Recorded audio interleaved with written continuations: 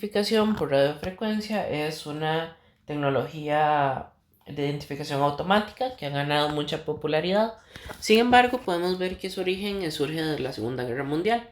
Eh, si realmente fue su origen muy rudimentario, en el que los alemanes utilizaban una señal de radio que se eh, reflejaba en los aviones amigos para poder identificarlos de los aviones enemigos. Ahora realmente es una tecnología que ha avanzado rápidamente, es muy utilizada, pero también hay otras tecnologías inalámbricas de identificación. Podemos ver que si las comparamos directamente, lo importante es que tecnologías como RFID o NFC, que es parte del RFID, tiene un alcance de hasta 100 metros cuando se usa de forma activa, 10 metros en forma pasiva. La velocidad de lectura es alta, tiene un costo también alto, sin embargo tiene algunas ventajas como que no requiere línea de vista. Otros métodos utilizados como código de barras o QR tienen un costo más bajo, pero sí necesitan esa línea de visión y la velocidad suele ser bastante más lenta. También hay otras tecnologías como Zigbee, Wi-Fi que tienen costos similares, tienen más alcance, pero normalmente son más limitados para aplicaciones de alta velocidad. Resumiéndolo un poco, las ventajas del RFID es que no necesita contacto visual, hace lectura de etiquetas de forma simultánea, tiene un poco más costo que otras aplicaciones, puede ser vulnerable y el costo energético realmente depende de la aplicación. El modelo del sistema es bastante sencillo. En este sistema vamos a tener una etiqueta RFID que puede ser pasiva o activa y contiene un chip con una pequeña antena. Tenemos el lector, que es el que emite las señales de radiofrecuencia que energizan y activan las etiquetas pasivas. Y finalmente tenemos un middleware o sistema de backend que es el software que gestiona los datos del lector y los envía a sistemas más complejos. La arquitectura del RFID puede representarse con el modelo OSI, pero normalmente la mayoría de sistemas emplean una arquitectura más simplificada. Dentro de esto, las capas más relevantes son la capa física, que incluye todo lo que acabamos de hablar, es la responsable de la transmisión de señales, define las frecuencias de operación. Después hay una capa de enlace de datos que se encarga de la detección de colisiones, codificación de datos y control de acceso al canal. Y finalmente una capa de aplicación que ya tendría todo lo que hablamos del middleware, filtra y enruta los datos del lector hacia otros sistemas y puede integrar partes de seguridad, autentificación y encriptación. Realmente es un modelo muy sencillo que se puede mezclar fácilmente con otras capas o con otros dispositivos, como por ejemplo sensores IoT o servidores para almacenar información.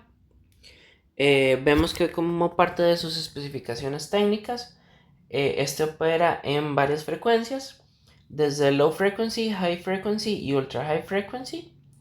De esto también depende su alcance de lectura. En low frequency tiene hasta 10 centímetros, high frequency 1 metro y ultra high frequency 12 metros. De la misma forma, la velocidad va a ser de 2 a 5 kilobytes por segundo. En high frequency ya saltaría a 425 y ultra high frequency va de 40 hasta 640.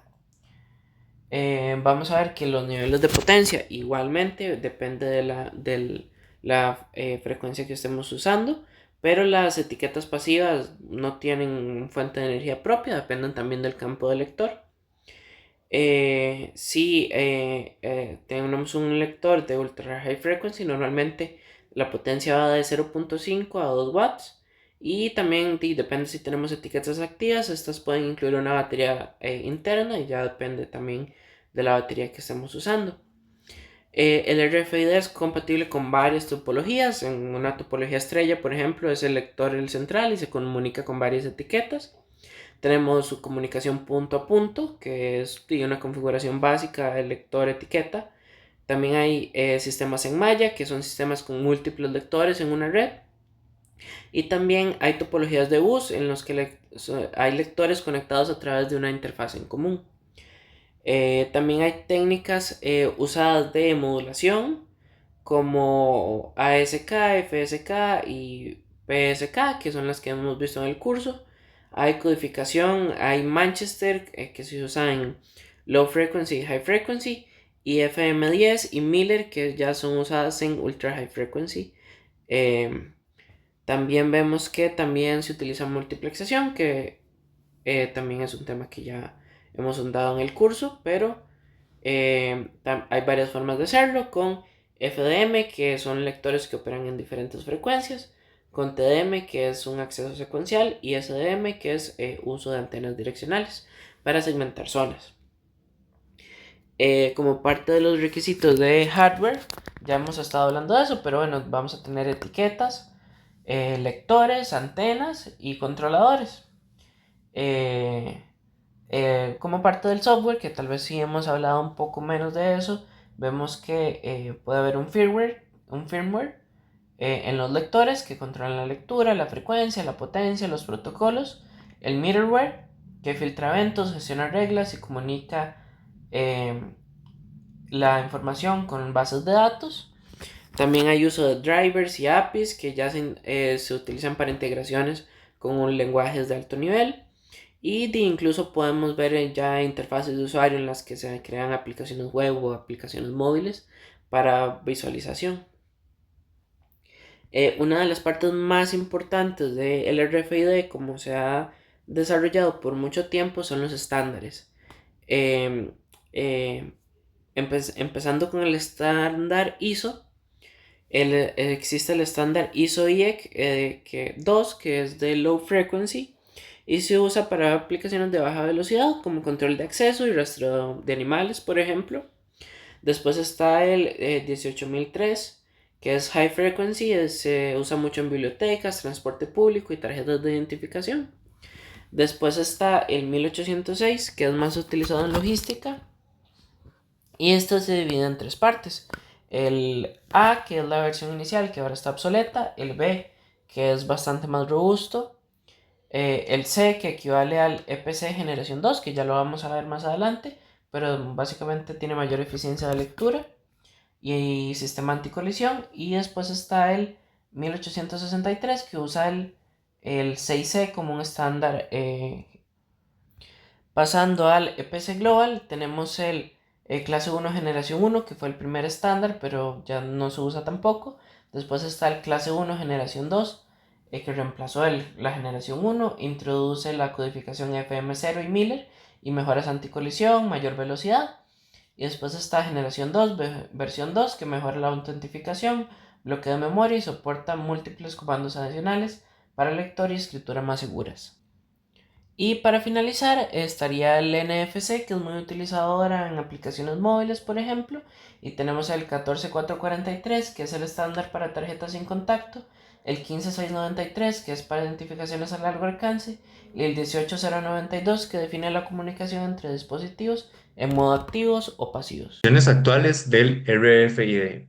Actualmente se utiliza en casos de logística, manufactura, sistemas de transporte, de retail, ventas minoristas, bibliotecas, archivos, principalmente en la identificación de objetos y en el sector de salud para la identificación de personas. Para la integración con tecnologías emergentes, esta se integra en Internet de las Cosas, redes vehiculares, automatización, robótica, Big Data, todo esto en la identificación de objetos de forma rápida. Algunas ventajas de la tecnología es la lectura sin contacto, su alta velocidad, la escritura, la trazabilidad en tiempo real, su escalabilidad y su integración con la tecnología. Algunas limitaciones, esta sufre interferencia electromagnética, los costos, más que todo en temas de aplicaciones muy grandes. Los estándares actuales se encuentran fragmentados, hay problemas de privacidad y seguridad y hay dependencia de infraestructura, ya sean los tags o en los lectores. Algunos desafíos actuales, la escalabilidad de entornos urbanos, hay que hacer un buen manejo de los recursos, sobre todo el recurso electromagnético, la interoperabilidad global, esto se refiere al problema que hay entre los estándares, hay etiquetas activas que se pueden quedar sin batería, seguridad criptográfica y conciencia social y ética. Esto se refiere principalmente con privacidad y temas de vigilancia. Y ahora seguiremos con la demostración práctica. Ahora para la demostración tenemos esta configuración que vendría a ser un SP32 como microcontrolador. Tenemos una placa de RFID, en este caso vendría a ser una placa con un chip PN532. Esta placa en realidad es de NFC, entonces solo genera lecturas a corta distancia. Y tenemos dos tags pasivos. Tenemos la tarjeta, que es bastante común de verlos, y el llavero, que no es tan común, pero también se utiliza bastante. Ahora tenemos el SP32 conectado a la computadora, lo encendemos,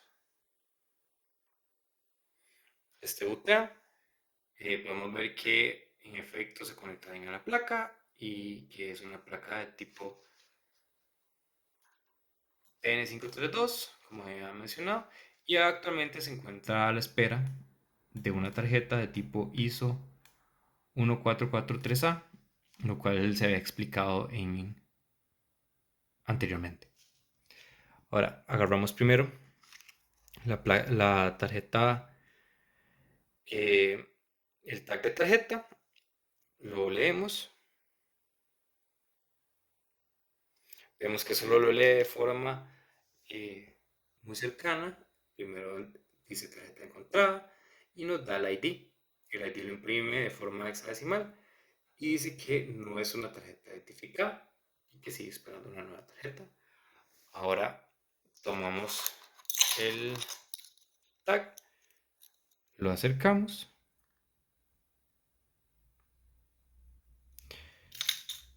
y en ese momento lee una tarjeta encontrada, lee el valor del UID y dice que este sí es un autorizado y esperando una nueva tarjeta.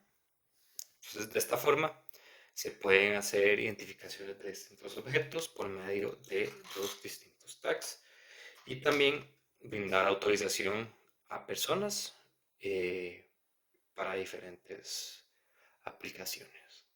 Muchas gracias.